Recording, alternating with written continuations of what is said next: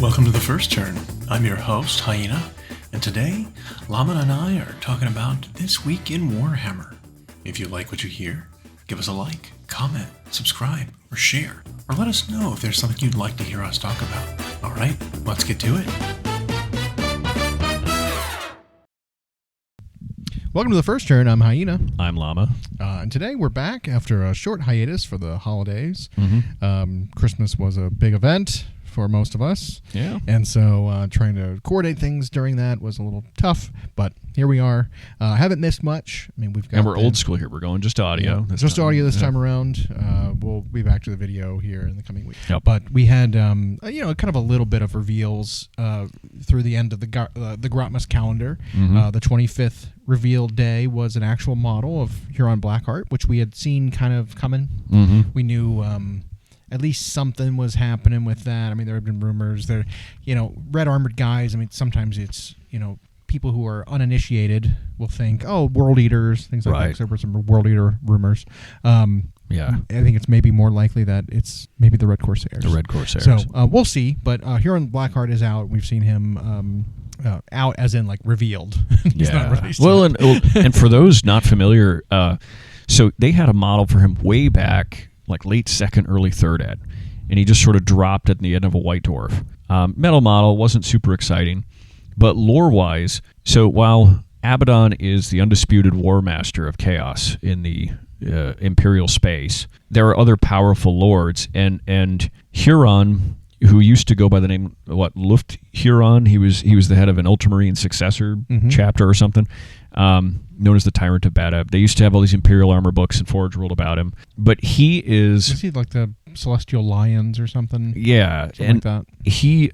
He is effectively like a kingpin in Chaos when it comes to warp travel. It's one of those, like, he's this power broker where it's like if you want safe passage through the warp, he can kind of make it happen, or he can make it really not happen for you. And his Red Corsairs are thought of as very piratey in terms of how Chaos goes. But even someone as powerful as Abaddon, well, Huron wouldn't want to fight him. For example, when the 13th Black Crusade launched, he went to Huron for safe passage through the Maelstrom and gifted him even a full Blackstone fortress. And Huron was like, oh, okay, I'll help you. And like... Yeah, all right, fine, I guess. But the Maelstrom is this weird area in the warp. So for those familiar, of course, with the 40k lore, you've had the Eye of Terror, which was a giant warp storm forever.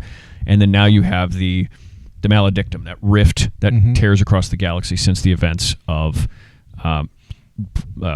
whatever that was at 8th edition. And there's now this rift is between the two of them. Yeah. So the Maelstrom was always where Cadia was kind of holding the line.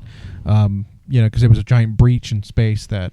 Well, it was basically a bastion within, like, hanging above the Maelstrom, right? Right. So the Maelstrom, unlike the Eye of Terror, which is just a straight-up opening to the warp, the Maelstrom is this weird hybrid where there is still real space planets and systems in there, but, like, warp space leaks over it.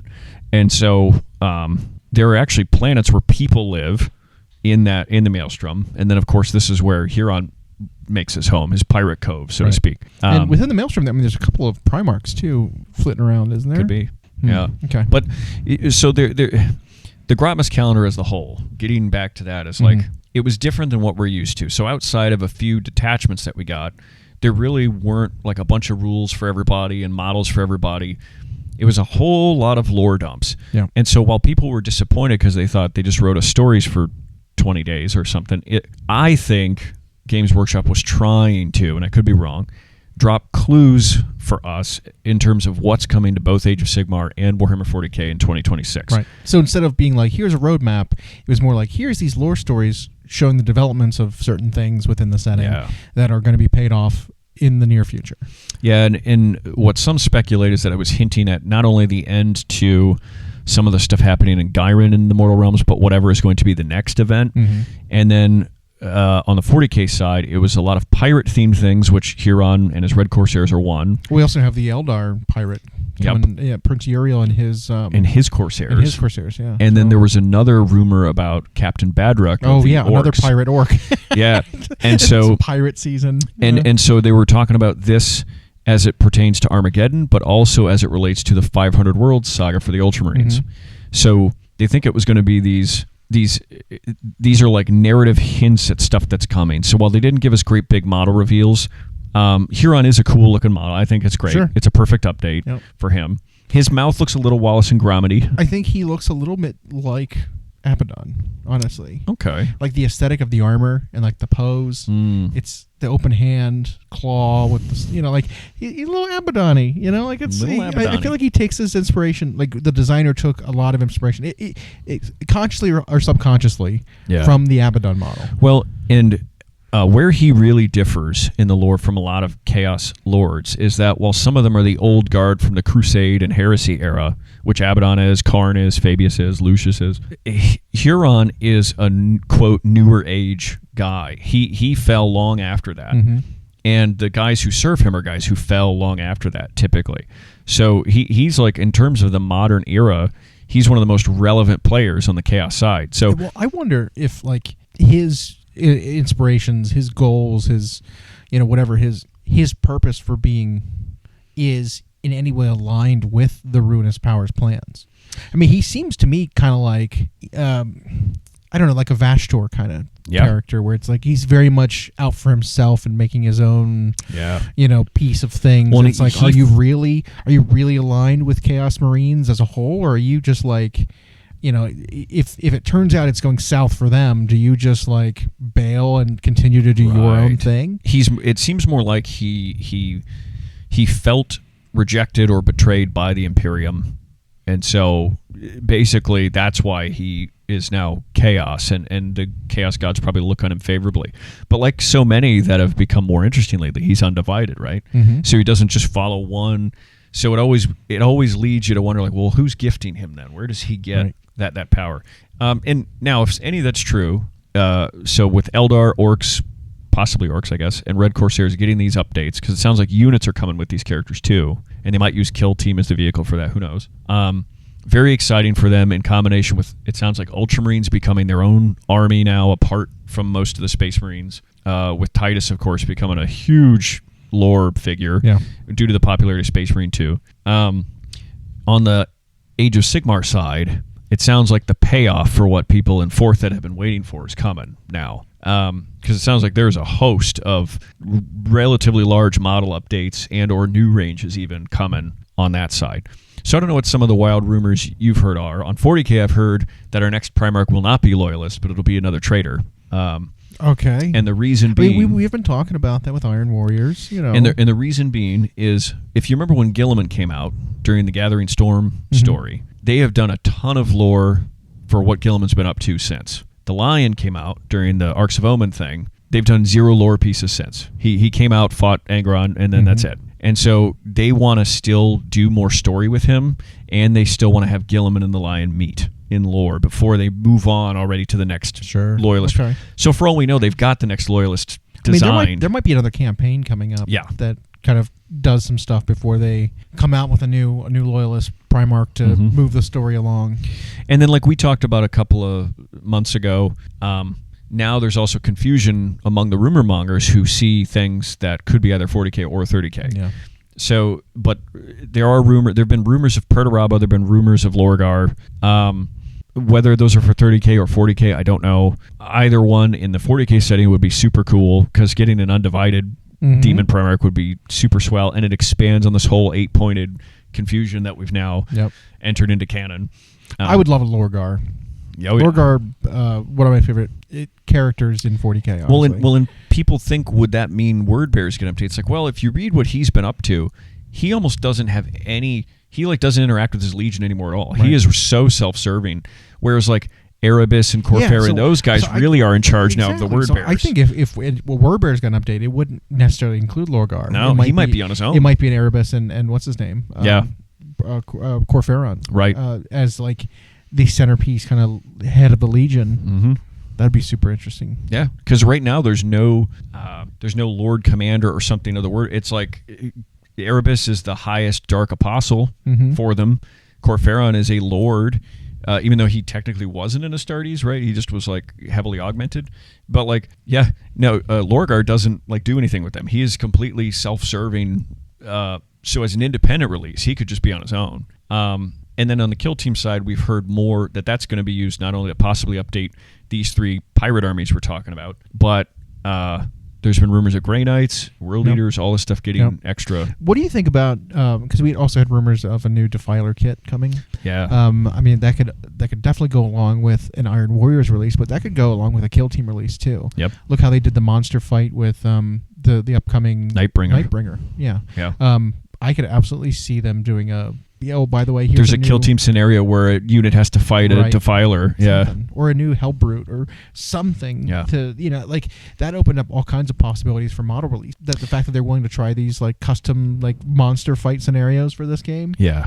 I don't know. Well, and I think not to disappoint people who were hoping for a Dark Mechanicum 40k army, but I think there was confusion there because we got the Lord Discordant and his little Venom Crawler thing, and those look great. And then we got Vastor, and it seemed like, okay, maybe they are going to... But... Well, we also got just like 8 kit releases for Mechanicum in 30 So days. that's just it. I wonder if people saw those, and then they saw that there have been some box art paint jobs that have been Iron Warriors. And so people, I think, tried to put all these things together that didn't add up to what they thought. It's just like someone thought there were going to be these Blood Angels releases upcoming, but it turns out the 11th edition 40k box art just happens to be painted in Blood Angels instead of Ultramarines.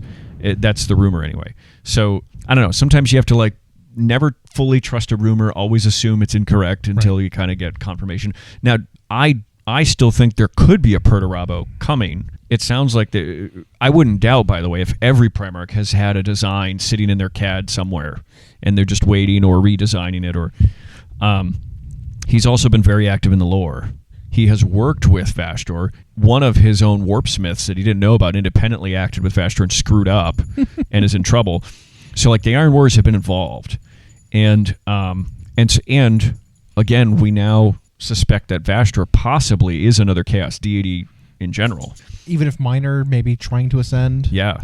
And since they kind of exist outside of time, or see all time, because of how the warp works. So for those who watch that series, Welcome to Derry, you learn that that's kind of how Pennywise sees things, right? So Vastor could either have been at some point, or is on the way to, or is, but in real space isn't yet. Always been simultaneously is and isn't, depending on has always been one of the deities, but because it sounds like every soul grinder is made by him. He even has a master soul grinder that exists in the warp. That's his chief, one of his chieftain characters. Which that'd be sweet if they redid a model like that.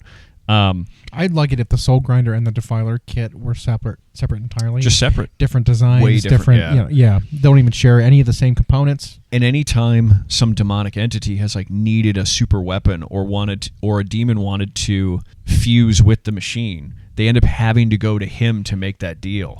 And so he wields enormous power, so he could very well be a deity onto his own. And then you and I have talked, who do some of these undivided guys who go heavy Mechanicum, who do they serve? Maybe it's been this guy, I know there are talks about the Omnissiah, right? Being misinterpreted. Yep. Right? The Martians worship the Omnissiah, and their interpretation of it is it's the Emperor working through the machines. Correct. But what if that's not the case? What if it's not a deity at all? Maybe what if it's because there was talks of a void dragon being housed on Mars? What if they're just praying to just a powerful being? What if they've been deceived the whole time and it's something else entirely trying to Vastor, or something like that, right? And so maybe the spirit in the machine is just the tiniest of inklings of machine demonic possession, or the whole time, or all of the above. And what I mean is what if you've got one Forge World that the Emperor does talk to and is binaric or whatever, but then you've got another one that's very far off somewhere and they're outside the reach of the Astronomicon. They don't know who they're talking to. They think it's him, but it's an entity like this who's using them. And so you could have all of those come into play. And so, all their oiling and all their rights and all of their very limited scope of allowing the entity into the machine is enough for them to control it and enough for them to keep it under wraps, but it's something malicious there underneath that they're not sure of. Because even when in the Arcs of Omen, or it was one of the Belisarius Calls novel, it was when these Iron Warriors did something and screwed up and kind of allowed Vastor into real space. He didn't come in with a roar and a planet being destroyed. It was more like Ultron from Marvel. It was all of a sudden he just found connections into networking and machinery and communicated that way. And then once he had control of it, but he liked remaining subtle. He liked being just under the. So yeah, it could absolutely. This is what's going on. And the mystery makes it great. Which 40K lore is always good, even if it's not my favorite setting, and that will expand, of course, when we get Dawn of War 4 and Total War Warhammer 40K. And on the Age of Sigmar side, we've of course talked at length for weeks now about stuff that's coming down the pipe. I haven't had many updates that I've seen, but we have had some leaks and some advanced information about what's in the book for Maggotkin, who are coming out soon, which is a very which is every release now, by the way, is very divisive, right? Yeah, it is. It's either people are ecstatic about it or it's people want to kill themselves. There's nothing in the middle. No. Right? And it's insane to me how we're so sensationalized over it. It's like things change. Yeah. That happens, especially when there are major updates. Yeah. Things change. Like there's no reason to like doom about it. Like look at Nighthaunt, right? Yeah. The community as a whole was so distraught over the Nighthaunt update, but apparently they're fine. Yeah. Right? Like all that complaining and whining and whinging. It's like things change. You have to adapt and do something different now. How you play is different, but on the whole, it's fine. Maggot can seem like that, where it's like things are changing. Units' roles are changing. New models need to be acquired. Yeah. In order to play this army, you can't just use your collection of models you had before and just keep playing. I mean, part of a business. It is. But I mean, the excitement of new stuff is tainted by the fact that people are complaining so hard about the rules, and I don't think there's anything to really complain about. Like we've seen leaks, we've seen kind of breakdowns of the whole battle tome. We don't have the full picture because it'll take some studying to figure out what's going on there, especially with like the army's rules and like how their tactics work and like the different synergies they have and how we can put those together. And we don't really have official points yet, so there's a lot of details that are still a mystery that need to be revealed in order to get a better picture of it. But on the surface, I think it's fine. Yeah, as someone who has collected and used Maggotkin since first edition. I mean, when we did our team tournaments, that I usually brought them. We pretty much brought Maggotkin to every tournament we played. It might have been all of them, actually. Yeah, and they've always tried to be tanky, attrition-y, slow, but brutal. And they were always a little boring. They were. And this time they got a real big update. Not only do their battle traits and their artifacts and their what do they call them, formations, not only do all of these look very different, they got a wealth of new models, courtesy of both Warhammer Quest Brightwater or Darkwater, but also the separate Maggotkin release upcoming in January. And so they had to give them not only all rules and find ways to make them work in the army, but they had to avoid too much redundancy. Right. So we saw big changes to things like the Putrid Blight Kings, which has been one of the most divisive and loudest complaints on the internet about the armies changing. Because for a long time, they were these like 4 or 5 health apiece guys, and you took a big brick of them, but they really didn't do anything. They had a lot of 1 damage swings, not really many special rules, but for some reason people loved them. And now they are functionally very different. They're no longer like 3-up armor save, which didn't make sense anyway because they were mostly naked. Yeah, it's mostly just flesh. Why is that the heaviest armor in the game? Yeah, and so they do have a worse armor save now, but they do have a ward, which they had and then lost and now have again. Their weapons are a little more unique, and now they have this both anti-priest, anti-wizard gimmick. Yeah. Like I would maintain that they're basically a different unit. They are just different. They're just not the same thing. I wish they would have just retired the Blight King name and just given Rot Swords and this new priest hunting unit just a new name. Yep. Blight Kings are gone. Send them back to Old World. Right. That's where they started. They're gone. Here's these 2, new units to replace them that functionally do different things. Yeah. Yeah, they could have given them new names to match like what they are in the quest box. So you could have called them these Crusader priest things or whatever. And that's what they're only 3 health apiece now, but again they've got a ward. If the points cost we've been told is accurate, I think they're efficient. And there are various ways to buff them in the army. One of the new stars I think are their unique Chaos Warrior variant called the Rot Swords. And they're 2 health apiece, but they have 3-up 5-up saves with a lot of attacks. I think they're going to be very versatile. And then we've got 2 kinds of human cultists now in the form of whatever these new ones are called, and then the Rotmire Creed. And they had to functionally make them very different. And then you have Pestigors, which are somewhere in the middle. And so GW had the task of trying to make all of these functionally different, which meant the whole army really needed to be, and by the way, a handful of all brand new characters who all need to have a role. So they had to really tear down the army and kind of put them back together in a new way. And it's almost, I felt like Games Workshop, without apologizing, almost apologized to Age of Sigmar players for the fact that after the launch of 4.0, Stormcast and Skaven get their big updates, no army really got anything except an index copy-paste for like a year. Yeah. I mean, even those 2 armies were index copy-paste. Yeah, they got new models, but they were just indexes, basically. And then Slaves of Darkness got an index to book downgrade. Yeah, they got worse. Yeah. Yeah. So now we've got this, which is the first, I think, real army rebuild plus major army expansion. Yeah. And I think I almost wish they just wouldn't have even done battle tomes until they did this. Maybe they'll revisit some of them. The Scourge of Gyron stuff did help every army. Yeah, big time. Which I think was good. So it's good when they recognize this. I think in years past, we would have waited a whole edition before. I think would be really funny is if they do give every army that comes out, gets, because they did that with Hashit, right? They gave them a Scourge of Gyron update for a couple of their units that made a couple of the units way more playable. Oh, yeah.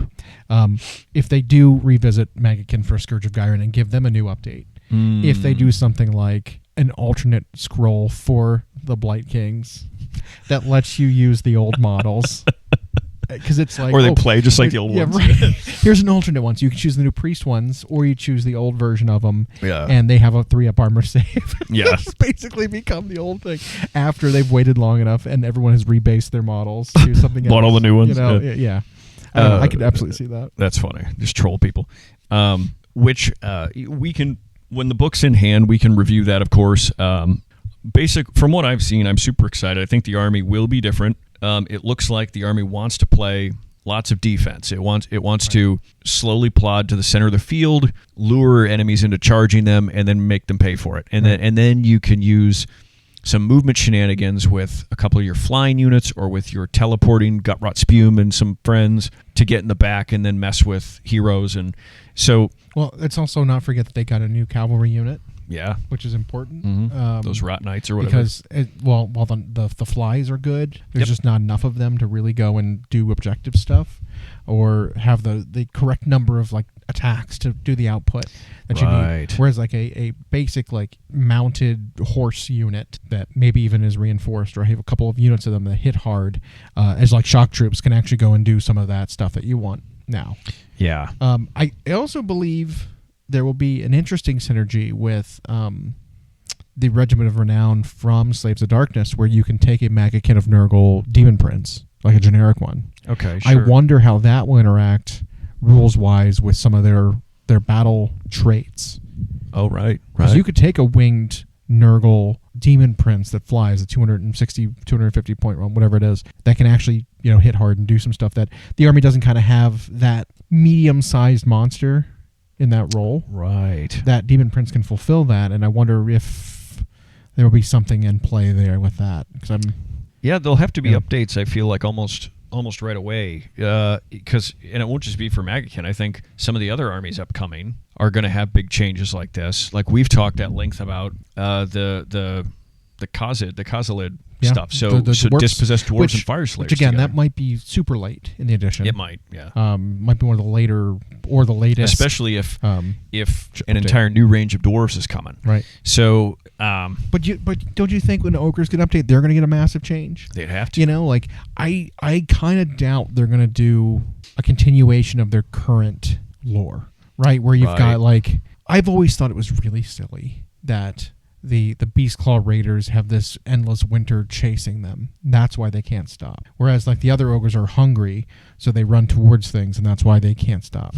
It's just two different kinds of sharks. So every ogre has this curse that drives them to never be able to sit still. Right. Right? And it's just it always felt very disjointed the fact that like the Beast Claw side of ogres had a different entire motivation to the other ogres, and they were never really together, but they play together in some way, and they have different. It was always too weird to me. Well, I mean, with how so many things are getting cut from ogres in the rumors, like the Yetis and the Firebelly and the Icebrow Hunter and the Saber Tusks, all the winter creatures are kind of like going away. I wonder if they're going to change how the Beastclaw Raiders, big beasties, thematically and lore-wise function. If they're just going to be like, these are just ogre mounts now. They're not like, it's not a giant snowball monster anymore. It's not an abominable snowman that they're riding. It's an elephant. Bumbles bounce. You know what I mean? Like it's an elephant with big stone horns. This one's whatever.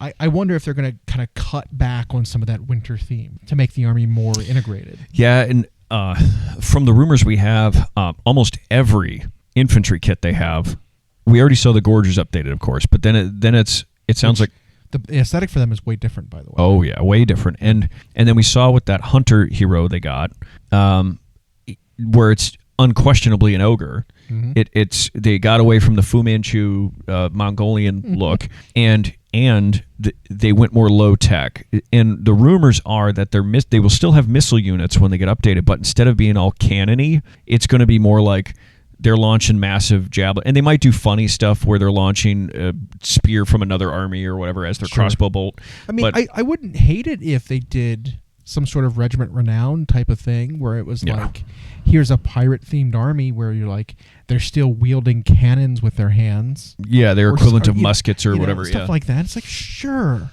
why not? Well, because they could certainly get stuff from Cities of Sigmar or... Right.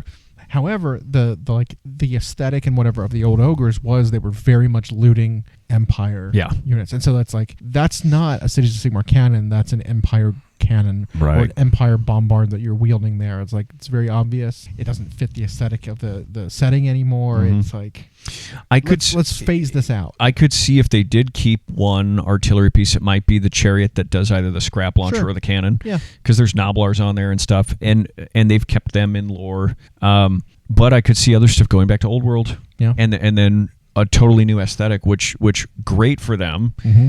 And maybe a newer way to play. Like you said, maybe they'll scale back on some of those themes that didn't quite make sense. And that's okay. It's okay to change the lore. I mean, on the 40K side, look what they did with Necrons that dramatically changed their lore and made them, I think, way more interesting. Yeah. So they could do that. Now, I don't know when Ogres are supposed to get this update, but a lot of rumor mongers have talked about seeing them. Yeah. So they can't be that far away. Yep. And it's an army that we speculated had to have stuff in the works because in third ed you wondered if they were going to big time ship them away. Go back and listen. We talked about this years ago. Yeah. That it's like you got to they'd have to make a choice of whether they're cutting them or if they're keeping them. We saw when Bone Splitters got cut, when Beasts of Chaos got cut. That would have been the time to get rid of ogres if they were going to do it. And the fact that they didn't, to me, means they made a choice at that time to maintain them in the setting. There were three armies we talked about when that happened. We thought Skaven, Seraphon, and Ogres were armies that it's like, well, they either have to decide to go all in and put them back in fantasy or keep them. Seraphon then got a massive update in Age of Sigmar. Skaven were the featured enemy in the launch of 4th with a bunch of new models. Mm-hmm. And now these rumors about Ogres getting a big... And they've waited a while for something. So, and when we saw their rules were in 4.0, it was like, okay, they're not... Yep. And they didn't say they were going to Legends them. So we can't imagine it's that far away. They've probably been working on it for a long time. Super excited for it. I don't play them, but I know people who do. Super excited for that. And again, I love the idea of regiments, of being able to take a small contingent of an army and to supplement whatever army you do play. I don't collect them, but I've got a mercenary force that will I can bring into my current destruction army. And, I think Age of Sigmar, by the way, has handled the whole Regiments of Renown thing. This is one of the best versions of their alliances systems they've tried, because they used to try things where it was like, oh, you can have this many points of, and which is awful. Oh, or they even did editions of games where it was just like, oh, you can have whatever in your army, and it always led to weird soup lists. It always led to weird OP combos. It always led to people calling their army one thing, but it was like 2/3 something else. This version I think is great, where there's literally one module you can buy, and they get, without exception, there is no rules crossover for their stuff, and they've tried to be really careful about how they word new rules going forward, so keywords avoid benefiting Regiments of Renown. And we've seen that some of the Regiments of Renown are, in fact, doing what they're designed to do, which is filling a hole in an army. Right. The regiment from Hellsmiths, that was just a couple that artillery battery, is great for a lot of Chaos armies because most Chaos armies do not have shooting attacks. No. At all. Like zero. Like it's a Z- way like to just squeeze the Disciples of Tzeentch don't use it because they have range. Right. But I've seen Hedonites, I've seen Blades of Corn, I've seen Slaves to Dark, all use that. Yeah. So I think that's exactly what it should be. And it's not like OP. It's just really good for what those armies lack. If you could choose any two, artillery pieces with like, if you could say, well, the Death Streaker rocket's better than the other one, I'm like 2 of those. It's like, okay, well the fact that you can choose which one might be too good. The fact you have to take one of each, it's like, well, now you're locked into this. It's like that Skaven one. You don't get to optimize. The Skaven one, that's the Warp Blaster Cannon, and then a weapons team. You don't get to choose which weapons team. It's like you have to take these 3 guns. And so I think those are really smart. They're all these little like 300 to 500 point modules typically. I don't have a problem with them, and I even look forward to the fact that I think Maggotkin have Regiments of Renown in their book, by the way, that other people can take. They'll have new ones that can... They have their own armies of renown, which is another discussion. We haven't seen any of those be OP, really. Yep. Because they're very limited. Or they're skewed is what they are. Like, really big benefits for one thing, but that's all you can take. But when you were just talking about then something like Ogres getting massive updates, they'll have regiments that other people can buy. And an army like Cities, I bet, could buy them, or Orcs could buy them. So, I don't know. I'm excited. I'm excited to see what happens. So again, we've got like kind of in the works what we know, just to recap that. Nurgle is now. We've got Ogres at some point. We've got Dwarfs at some point as the major like army updates. But then we've also got minor updates to a few armies coming in the forms of like... Call it chamber expansions, right? Yeah. And I call it that because, when Stormcast get their updates, they don't get a new army. They get a new chamber where it's like, here's a couple new heroes and a couple of new units in this new style. Right. Right. So, like, Lumineth got that when they got their Stone Temple. They got it when they got their Wind Temple. Yep. It's called Slaves of Darkness got it when they got their Dark Oath update. And it's like, here's a couple of heroes and a couple of units, a new chamber of your army. So Cities of Sigmar is supposed to be getting a new chamber for their army in the form of like the royalty, like the actual ordained knights of the realm. Professional soldiers and lords. Not just like your soldiers have a helmet, grab a sword, right, or grab a hammer, and then go up and man the wall. It's like this is the actual trained and armored soldiery that are going to go out and actually do real fighting. Your knights on foot, your actual call them weapon teams, right? They're your heavy specialized gun weapons that are using alchemy and whatever. They're actually getting an update. Skaven are getting a new update through Clan Eshin getting some update. We have a few of those coming. And I've heard far rumors of also Sylvaneth and Daughters of Cain. And I heard rumors of the Bone Reapers getting Ossiarch, they need it too. They have a limited roster. Yes, they do, big time. And they're really cool. I very recently was reading more into their lore, which I didn't know about. Catacross's history, but the faction in general and why it exists, and it's like that's one that is 100% Age of Sigmar. It's not some resurrected hero from the old world, and it's like, so I would love that gets an expansion. And we talked, of course, and that's later in the edition, forever that Fire Slayers need an expansion, and I think it sounds like instead of just doing that, they're expanding dwarves in general, and they're all going to be these hold dwarves. Which I think makes so much sense, because if like Fire Slayers are their own thing, why would we try to shoehorn in like dedicated shooting units that are Fire Slayers? Right. Like we've got their rock bolt thrower guys that shoot like molten lava, but it's like the roster is so one dimensional. It's like, well, how do you make a dwarf more interesting, a Fire Slayer dwarf more interesting than just having more dwarfs on foot with mohawks? Like, like what do? You can only have so many different kinds of axes. Yeah. You got one axe, you got a shield, you got two axes, you got a big axe. You got a throwing axe. You got a chain. Your axe shoots lava. Like, what else you got? Well, it turns out that like maybe incorporating other dwarfs into their roster officially is a way to supplement. And I mean, I'd like to see. I mean, I think you can get creative with it. Like a dwarf palanquin or something with all kinds of dwarfs on it. Maybe lead into the lava monsters, make them ride more medium-sized lava monsters instead of big ones. Yeah, some cavalry something for them.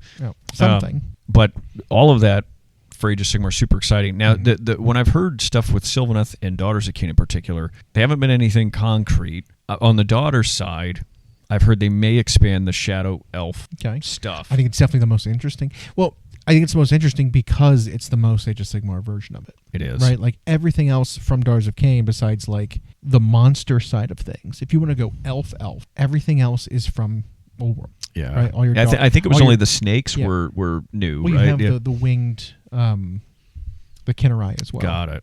Okay. Yeah. So like all like the Sisters of Slaughter and all the chariots, all the hags on foot, like all that's from Old World. And even the guys on horses are from Old the World. Doomfire Warlocks are from Old World, like all of that stuff. So the newest stuff is very divergent from actual just being normal elves. It's all like mutations and monsters and stuff like that. If they go back to the proper elves again, I'd love it if it was a new aesthetic. Right? Oh yeah, like we've seen. Give them a new kit. There's an Underworld Warband for them. There was a Warcry Warband that were shadowy elves. Mm-hmm. We had the shadowy elf from the first quest. Isn't that the realm they're from anyway? Yeah. But they had that one shadowy elf from Silver Tower. Yeah, that model. Yep. Well, there was two of them technically. The Tenebral Shard. Mm-hmm. And then the Shadow Caster, whatever she was, where she had that like blank face mask. The blank metal face mask, And so like that was, I think, the first version of these shadowy elves that we saw all the way back then. Mm-hmm. Maybe they'll pay off more on that. Maybe. And kind of lead that forward. I'd love to see witches and Sisters of Slaughter and stuff get replaced with a new kid. Purely that kind of aesthetic. Maybe not as much, maybe not as heavily into the shadow, but like slightly, Well, yeah, I mean, if you think about it, that's a kit that's 10 plus years old, right? And so I would love if they got a new one that's a more Sigmarized kit that embraces the fact they're from the realm of shadow. Right. Now, they still fit. Like, I think they do. Still look appropriate. They're simple enough that they're kind of timeless. They fit the aesthetic of the game. They fit the aesthetic of their own army. But we want new stuff. We always want new stuff. And we've heard Lumineth might be getting their fire temple, which we're hoping comes with a Tyrion type character in some way, which would be super cool. Bring back the Phoenixes. He's actually a player in the current setting. Correct. But same goes for Malarian, right? He's still a player in the current setting. Yep. He was integral into in the capture of Slaanesh and the eventual escape of Slaanesh. Yeah. Like he was involved in that the whole time too, and he hasn't been awarded with any kind of physical representation. We'd love to see, because he is in a form that is purely Age of Sigmar now. Oh yeah. Like he won't show up as just like, I'm an elf with an angry death mask and heavy armor and a sword. Like he's not that anymore. They've even started retconning some lore that features him from the world that was. Yeah. Where they no longer use the term Malekith. I know. They just say Malarian. I think even in Total War, they renamed his campaign to be Malarian. It's something wild like that. I haven't checked. I think they they were renaming him places, even in old. And I think a part of it was protecting their IP, because the name Malekith has been used in almost every fantasy setting ever. Same with the terms the Witch King, right? So now it's like, let's just call him Malarian, where he's this Phoenix King combined with a dragon or whatever. Yeah. So yeah, I agree. All of that sounds super exciting. So 2026, which is literally around the corner. We know Nurgle's now. Yep. What do you think is next on the Age of Sigmar side? What do we think is coming up next? Because we don't have a roadmap, really. I wouldn't be surprised if it was the cities versus Skaven. Okay. Because so in addition to that, we were also supposed to be getting, basically with every update, an army will have both their invocations and their terrain. Right. So they're trying to do that for every army now. So it's an even playing field. Yeah. Because invocations is one thing, because there's like universal ones available. Yep. But like the fact that not every army has their free terrain or 20-point terrain piece means that some armies just play on it's a different playing field. It is. Right. It's not balanced. And so rumors were talking about having the cog forts become available. They were talking about having ramparts and stuff become available, potentially as like terrain for cities. Like, I think it'd be super cool is if they didn't have the cog fort as their terrain piece, but they had it as a unit you can buy, like a steam tank. Yeah. And then they had something like And then get rid of the steam tank. maybe defensive lines. Like, you don't remember how defensive lines used to work in 40K with like the Aegis defense line? Yeah. Where, like, and the you Tau had yeah, one. well, Didn't like, they? yeah, where you can just like set up like an actual rampart, like battlefront in your territory. Having something like that for Age of Sigmar, I think, would make a lot of sense because they kind of do that. And that would be their terrain piece. Yeah. And then you have this big new center PC, 300, 400 point, whatever, behemoth for them. That's a big tank fort that can crawl around a little bit slowly around the battlefield as like an expansion to their army. Because like they really don't have much. Like honestly, like Age of Sigmar really does not have much. No. They've got their tank, or they got the steam tank that's from Old World. They've got the cannon, which is probably one of the biggest models they have. Yeah. They have a named character that rides a big monster. But aside from that, it's like you don't have big stuff. There's no centerpiece. All they have is potential. Yeah. So I almost forgot about that, about the rumors for cities coming up. And so maybe that it will be next because there have been some, albeit very blurry, images. We don't know if it's real. And then information about Skaven and cities being featured in a little thing. Yep. And so But that could be next. I mean, it also makes sense for the story, right? Because they're featured heavily in the story as well. With the whole like falling of the cities, of the mortal cities, and then the eruption of Skavendom into the realm of fire. Yeah. Like we really haven't paid off that Emberguard, destruction sort of battle for the mortal cities. Yeah. So I mean, maybe something with that could be next. Yeah. Okay. That makes sense. And then my guess would be sometime shortly thereafter, we might get one of those armies that doesn't have a big update coming. And then like ogres, maybe around summer. Again, so Ossiarchs is supposed to get a little update in the form of like adding some speed. I think they were rumored that there's going to be a chariot kind of kit coming for them, which would be super cool. I mean, I bet that'll make a few different things. Kind of playing on that Tomb King kind of aesthetic a little bit, filling that role. I'd love for them to get an archer unit. I really would, even if they're not good. Just some kind of an archer unit, ranged unit, because they have. They have a solitary archer that was part of their underworld warband. Yeah. So like the aesthetic is there, and the idea is there of using this like hip bone sort of bow to be their their kind of ranged weapon. It's odd, but it worked. Oh yeah. I think there was also talk of like a new kind of bony construct unit. Similar to what like Ushabti used to be. That might even be potential for a ranged unit. Right. Because Ushabti had both their kind of melee version, which had great weapons, and we kind of have that already in the form of the Reapers. No, what are they called? The Stalkers and the Praetorian Those four-armed Guard. guys. Yeah, so you got that dual kit is kind of like, this is your equivalent of like melee Ushabti. Well, the ranged Ushabti would be like a great bow. And I could see them making a couple versions, one that's like a volley and one that's like a monster hunter. Yeah. And so that makes sense. And I could see an army like that being in between the big releases before like ogres come around. What I do know is that the first Warhammer Open of the year is already in January. Yep. It's the weekend of the 17th, I think. Same weekend the Maggotkin of Nurgle is supposed to be in stores. And that is in Palm Springs, which is what, California or Florida? Well, it's one Florida. of the two. Palm Springs? Florida, I think. Well, it's in one of those. Okay. Well, wait, no. PSP Airport, Palm Springs is California. Well, anyway. I have no idea. So it's in the U.S. Okay. And that's the first leg. The first Warhammer Open is right away in January. So they've sort of rewritten their calendar to set it up again so that they start and end the year with Warhammer Opens. Yeah. And it also makes sense that like LVO got moved out of January. Yep. So that makes sense there too. Yeah, and now we've seen them moving away from doing that. Unfortunately, or for however you want to look at it, their preview events have largely moved away from non-Games Workshop events. Called unaffiliated ones. Right. Yeah. So while they attend these events, they're run by somebody else. But the Warhammer Opens, which are strictly Games Workshop, is now where they have all their preview events. So they haven't announced it, but I'm going to wager that one in January we're going to get a preview event, and that could be we get some payoffs of this Grotmas Calendar stuff. Sure. One thing that is positive for some of us old-timers like myself is the Adepticon schedule launched. So we've seen all the events that are going to be at Adepticon. January 11th is the sign-up day. On that, preview event is still listed there. Okay. Warhammer preview event is still listed there. It's not for sure. Yeah. but at least it's on the calendar. Now, things can change. They could remove it. They could cancel it. Right. Whatever. They could turn it into their Warhammer Day event, Meet fun and greet, event, right, yeah. You know, whatever.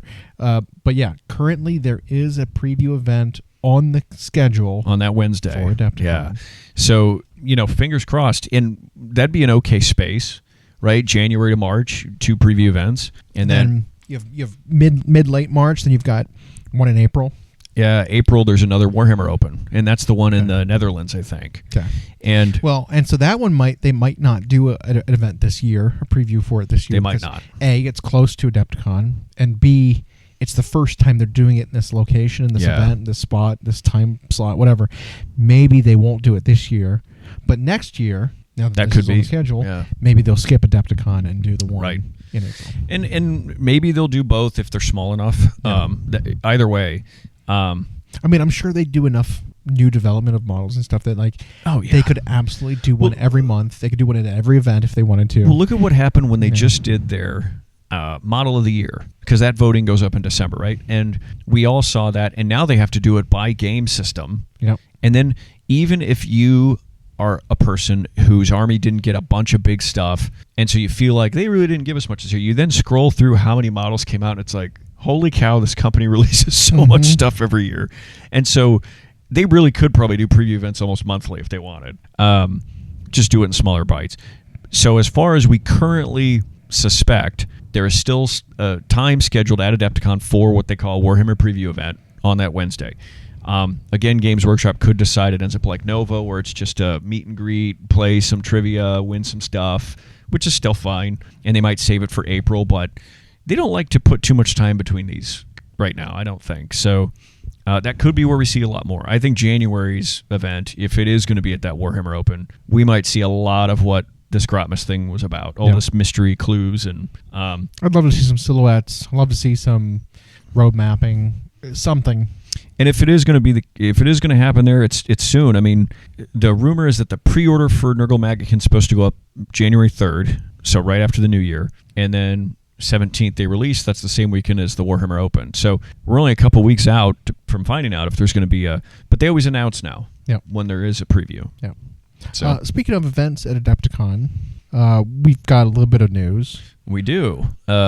Yours truly, Llama, Jason, as you know, I will be actually teaching 2 painting classes at Adepticon. So it's the first time I've taught classes at this event. Super excited because it's hard to get in. There's a logjam of people who apply to teach classes, and it's one of those things that once you have done it, it's easier to get back. Right. It's easier to do it again. And I put in an application a couple of months ago for it, and I had originally applied for 4 slots. Just, I don't know, I was greedy, or I was hoping if I apply for a bunch, there's going to be openings. And then I heard from the organizers a few weeks ago that I did get selected for 2. I waited to make the announcement until I saw it go up on the event registration. So when the Adepticon events list went up, what was it, last week or the week before, and I saw my name and saw the classes I'm teaching, so I'll put a flyer out. We'll put it maybe up here in the description, maybe a link down in the thing, and then and I'll post it on Instagram so people can see. And then on January 11th, if you want to take my classes, you can sign up. They're painting classes for beginners. It's 2 of them. They're both on Thursday, and but they're specific to different focuses. Yeah, so they're different classes. You could sign up for both of them, and you would gain. Yeah, and they're one right after the other, actually. And very different, And I was worried about the time slot. So the first one I've got is at 4 p.m. It runs from 4 to 6 p.m. on Thursday. My next one starts at 6:30, and I was like, oh man, I'm gonna have to tear down and run to another room, and then now I'm in the same room for both. So that's good. So that'll be pretty simple. Trying to find out some details in terms of what they provide versus what they need us to provide. But the first class is called Do More with Less, and it's going to be very basic aspects of color theory and things like mixing and brush control. And so people who are new to the hobby and they're watching YouTube videos everywhere, but then they try to do it and they're struggling, or if they're even intimidated by like artist grade products. So if you buy tube acrylics, or if you use something like Chimera Paints, one of our affiliates, right? They can be intimidating for new painters because they don't function the same way. They're very pigment dense. They're not pre-mixed with white or black or leveling agents, and so that can be intimidating. So what I'm going to show people is how to use these, how to load a brush, and how with just a handful of colors you can make really anything you need and then keep your pieces looking cohesive. Is that the one where you're also teaching how to texture? Now, the second class, which is from... I thought you had one about faces. That was going to be one of the other two that I did, and I didn't get that spot. Gotcha. So the other class, I called it Let's Be Noisy, and what it refers to, again, it's a beginner one, but it's showing how to use visual noise, is what it's referred to, or texture, to not only, create texture for a material, whether it's for metal or fabric, whatnot, but also to kind of get away without blending, right. if you struggle with blending. And so you can use various scratches, dots, and different kinds of texture to create a transition or a volume that you might not be able to. And I'm sure people have seen this this kind of idea before, where you look at something and people have, especially when it comes to like comic book styles, right? Oh yeah. Like you want a very strong, very striking color scheme, but you want a shadow somewhere. You create like dashes with a darker color. Yep. That create the visual impression of a shadow, but it's clear it's just this is the base color with just partially filled in with a darker color. Like you're not blending there, right? But when viewed from far, it tricks your eye into thinking that there is a shadow, there is a blend. Yeah, the big thing is that the eye will read it as blended or as textured or as damaged. And it's great for tricking the eye into thinking something is metal when it's not. Yep. And so if you're newer to painting and maybe you're not ready to jump into advanced aspects of like wet blending or glazing or doing all that kind of stuff, this is like a way that gets you a little more comfortable with volumes and textures and can create blends that the eye reads. And they can be applied to high-level painting, but it can also work as a quick way to create a visually striking effect for armies. Right. So if you're trying to move quick, which I know a lot of people value. So it's 2 beginner classes. There's going to be 12 people, or a capacity for 12 in each. So, when it goes up. So if you're interested, get to it quick. Yeah. And they're both on Thursday. Again, I'll post the flyer so people can see the info and what the names of the classes are, and hopefully we'll see you there. That's super exciting. But, I mean, come to think of it, Adepticon now is really right around the corner. Yeah. We're 3 months out from it it's now. Crazy, isn't it? I think it was interesting that they're doing such a quick turnaround from event preview list to sign up to the event. Like it's much quicker of a time frame than it has been in previous years. I mean, I remember having to go and sign up for classes and events like 6 months before. It was usually like around November. Yeah, like there were times where it was like months before. Yeah. It was like one year I feel like it was in October. It was like, here's the event list, and then beginning of November started. It's like, now you need to sign up. And you're like, we're getting badges and event signups in early November. Like and you know what's funny is some conventions still do. What people don't realize is, so January 11th will be the Adepticon sign up. I think it's going to be like 2 weeks later, the Gen Con sign up will be up. I know, isn't that nuts? So Gen Con still does it way out, and Gen Con, of course, is first week of August. But Adepticon now, they push the sign up to later, so now it's in January, even though the event's bigger. Mm-hmm. So either they found a more efficient way to do this, or this is going to be a disaster. But because if anyone remembers what happens on that website, as soon as it goes live, it's always a thing. A cluster biff. Yeah, but they're expecting again. Last year had a really good turnout. It was like over 12,000 people, which was like a new. Do we know if badge signups are separate from the event signups? Same page. Yeah. If the badge signup was a different day than the actual events, I think it would alleviate a lot of it. I agree.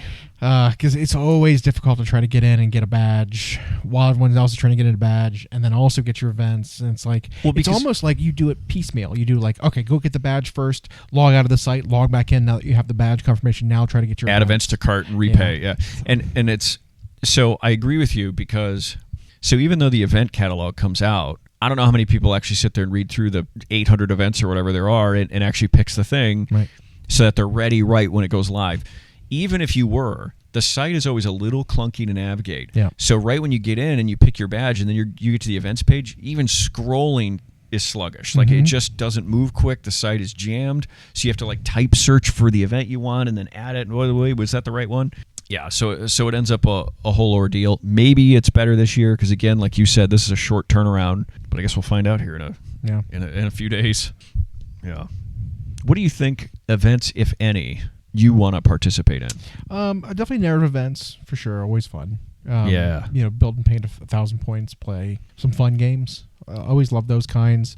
Hopefully they're going to be doing more in the coming years. I mean, probably not this year, for just 2-man team events. I missed because those are always a blast. Mm-hmm. I mean, they had that Spearhead 2v2 whatever battle pack basically that gave a framework for how to play small multiplayer games, and hopefully that takes off and that becomes a thing, and they kind of extrapolate upon that again, because it's so much more interesting and it's so much more attainable than the 4-man pods that almost seem to be like are they're expensive to get into. It's a big commitment for a group of people that often want to go do actual championship events. It's hard to commit to that big of a time for that many people, in my opinion. It is. But it's also like there's too much chess involved with like, let's break up our teaming, pairs into certain matchups for these different things. It's like, it's strategy. It's like, I don't want to deal with that.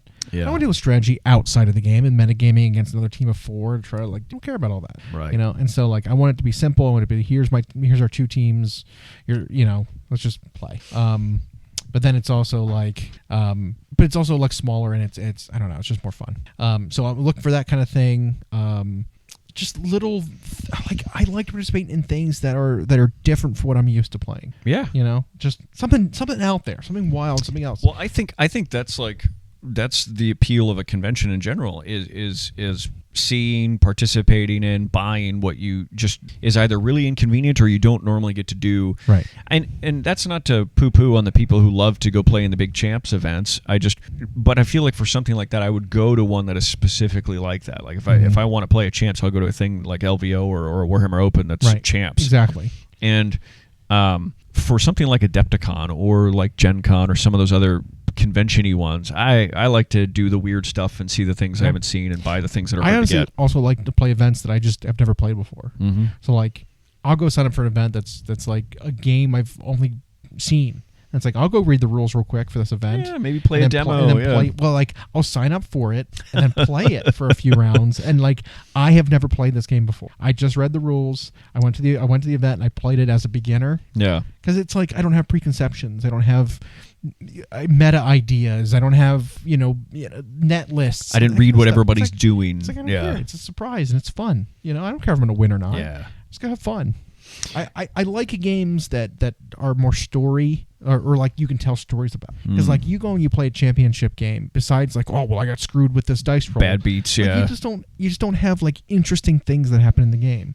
If you play a brand new game and you're not used to it, and be like, I am interpreting this as like I'm watching my army perform instead of piloting it. I like taking that stance on things. I mean, like, well, I had this warband with a story, and this is, events that happen to them, as like a narrative-driven thing, as opposed to me like, well, I played bad. Yeah. You know what I mean? Like, I don't know. Yeah. It's just different way to look at what happens. And it almost takes it out of your hands a little bit and makes you feel less bad about losing. When you just turn it into a story about, you've got the baked-in, the baked-in excuse. I'm not like excuse necessarily, because usually those events because when you have a brain for games, because you've played games before, strategy and stuff, generally you can do okay even with a brand new game. Yeah. So it's not like, oh, I have an excuse, I didn't know what I was doing. It's like, I kind of understood what I was doing. Well, and I guess that would also depend on how a person tells stories. Like if they go in even when they are brand new, but they just hate the idea of losing, and so then they have that story. But what's interesting is Adepticon in particular. I remember years ago started out as like almost a flea market con where it was a place for vendors no one knew to show up and hawk their wares. And the big players kind of have always been present. But then a few years ago, it like changed to where it was only the brands you knew were eating up all these big booth space. And then we saw year one in Milwaukee, the 2025 Adepticon, in the Baird Center, which is a much bigger venue. They still laid out the vendor hall the exact same way it was in Schaumburg. Maybe for familiarity's sake. It sounds like they may change that. I don't know what that means entirely. But when getting to register to teach these classes and getting to talk to some people in the know, it sounds like they want to be able to invite more vendors in because there's certainly space for it. For sure. So we may see a different layout this year a little bit. I hope there are more. I hope they add a row or two of extra stores. Well, and when you think about Gen Con, right, it's mostly a vendor convention. Like they have entire like quadrants, sectors of the convention area that is dedicated to certain things. Yeah. Like and I love that sort of that design, that sort of layout where it's like, well, this corner back here is all carpeted because this is like the art corner. Mm-hmm. And you know, if you go to these carpeted areas, it's all art. Yeah. If you go over here where all these play tables are, here's a bunch of like smaller games and there's just tables everywhere for you to play those games. Over here is the entire, multi-stand booth area just for Games Workshop. Mm-hmm. Over here is just like this roped off area for Catalyst games. Yeah. Like they have these different sections where there are big vendors, but then there's just, like I said, quadrants where it's a theme. Like so much of the layout of Adepticon in recent years has all just been like it's just a big mix. Yeah. So like if I'm looking for a specific kind of thing, I have to go down every single aisle to look at everything to see, and then chances are I'm going to miss the thing I want anyway because it's just so overwhelming. There's so much stuff. It'd be nice if they could be organized and say, well, in this room, down here, there's maybe the third floor, you've got like the wargaming stuff, but on the fourth floor, the vendors got more art and more cosplay stuff. Like I don't want them to be shunned to a different room so that they receive less traffic, or anything like that. But it would be nice to be able to go to the spot where I'm looking for a specific thing to be able to find it. You know what I mean? Yeah. I could also see, with the size of that convention center, I could also see them moving.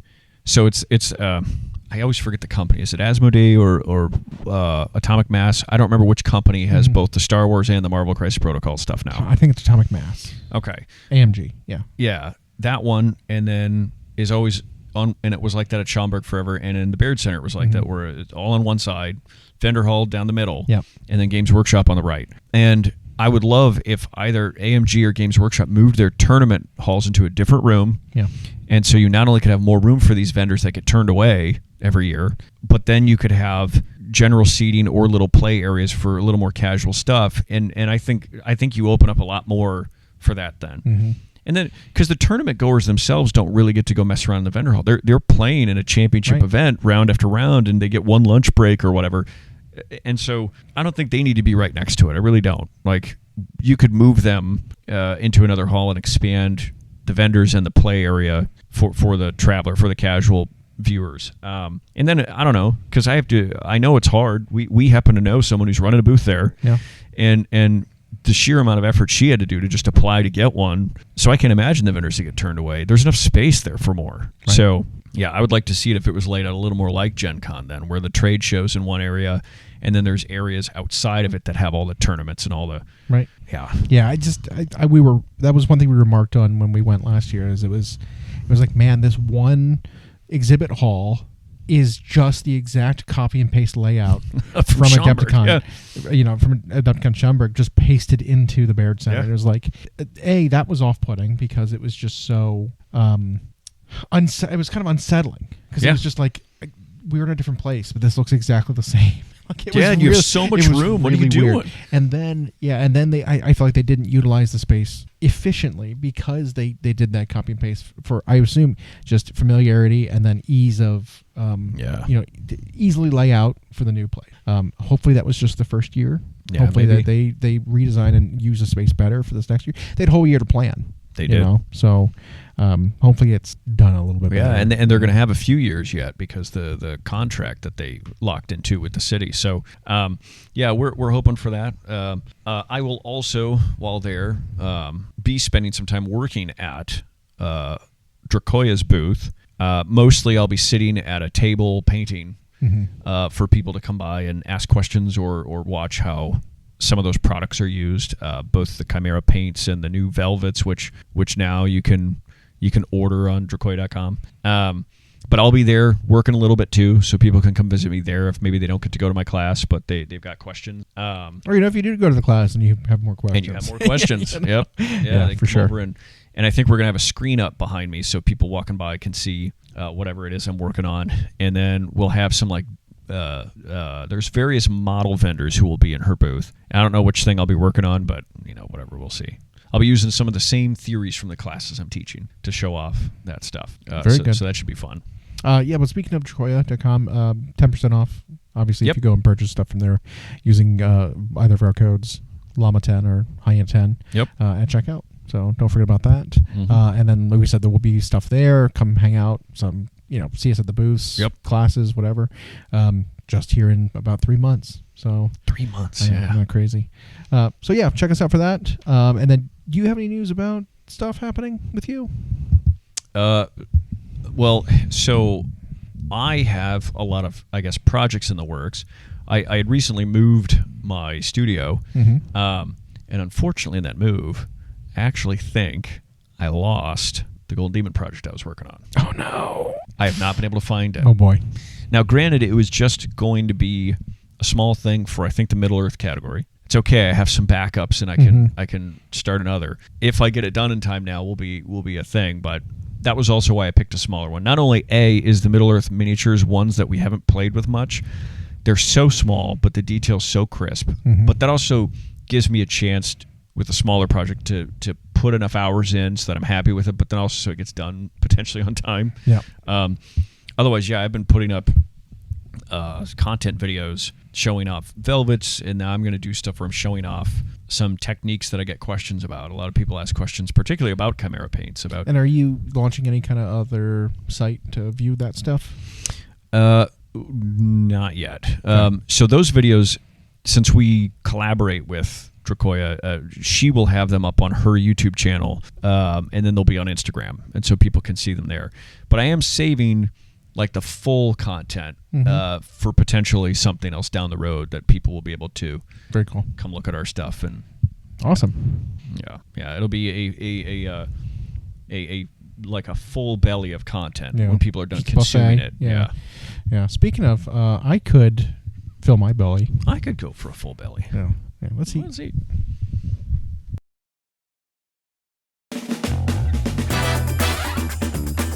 Thanks for joining. We hope you enjoyed. Follow us for more of our weekly episodes on YouTube Podcasts, Spotify, and Podbean. You can follow myself and Llama on Instagram. We are at Llama Paints Minis and Hyena Paints Minis. Music provided by Kevin MacLeod at incompetech.com. And as always, we'll catch you next time.